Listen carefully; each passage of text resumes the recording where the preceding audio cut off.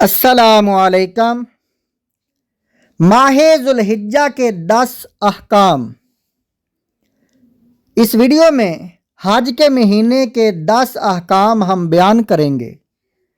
وہ کون سے 10 احکامات جن کے بارے میں اسلام نے بہت فضیلت بیان فرمائی ہے، جو اس مہینے میں حج کے مہینے میں ادا کیے جاتے ہیں۔ آپ سے گزارش ہے ویڈیو کو مکمل دیکھیں، شیئر کریں، لائک کریں اور ثواب درآمد حاصل کریں۔ قرآن و سنت میں غور کرنے سے معلوم ہوتا ہے کہ مسلمانوں کے لیے اس مہینے میں 10 خصوصی احکام ہیں۔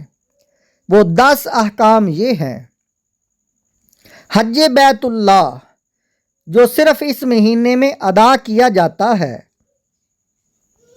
دوسرے نمبر پر قربانی صاحب استطاعت مسلمانوں پر واجب ہے اور اسے صرف اس مہینے کے 3 دنوں میں ادا کیا جا سکتا ہے۔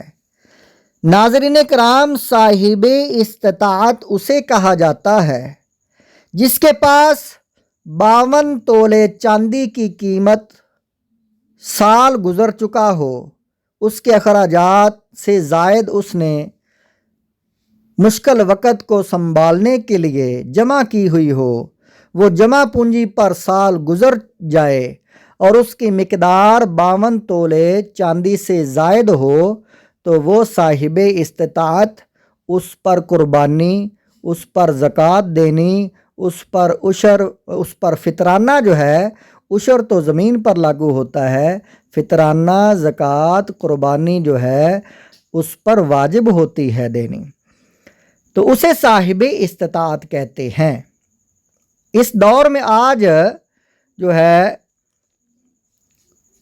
جون کی 15 تاریخ ہے، تو آج کے دور میں 2500 سے زائد جو قیمت ہے ایک تولے کی چاندی کی، کوئی تقریباً 2600 روپے تک چاندی فی تولہ مل رہی ہے۔ تو اس حساب سے اگر 52 تولے کی جو ہے قیمت جمع کی جائے تو جتنی رقم بنے گی، اگر اس پر سال گزر جائے، انسان کے پاس وہ جمع رہے، تو وہ صاحب استطاعت ہو جاتا ہے، اس پر قربانی واجب ہوتی ہے۔ یہ تو تھی تشریف جو وضاحت میں نے بیان کر دی۔ تیسرے نمبر پر عید الاضحیٰ، قربانی، نماز، خوشی اور اللہ پاک کی طرف سے اپنے بندوں کی دعوت کا دن اسی مہینے میں ہے۔ تکبیرات تشریق، اس مہینے کے 5 دنوں میں نماز کے بعد تکبیر واجب ہوتی ہے۔ 9 ذی الحج سے شروع ہوتی ہے فجر کے وقت اور 13 ذی الحج تک رہتی ہے۔ یہ تکبیرات تشریق یعنی فرض نماز کا سلام جب ہم پھیرتے ہیں تو فوراً اللہ اکبر لا الہ الا اللہ اللہ اکبر وللہ الحمد کہنا واجب ہوتا ہے۔ عشرہ ذی الحجہ کے روزے یعنی اس مہینے کے پہلے 9 دنوں میں روزے رکھنے کا خصوصی اجر ہے۔ یوم عرفہ کا روزہ، اس مہینے کی 9 تاریخ جو یوم عرفہ کہلاتی ہے، اس کے روزے کا خاص اجر ہے۔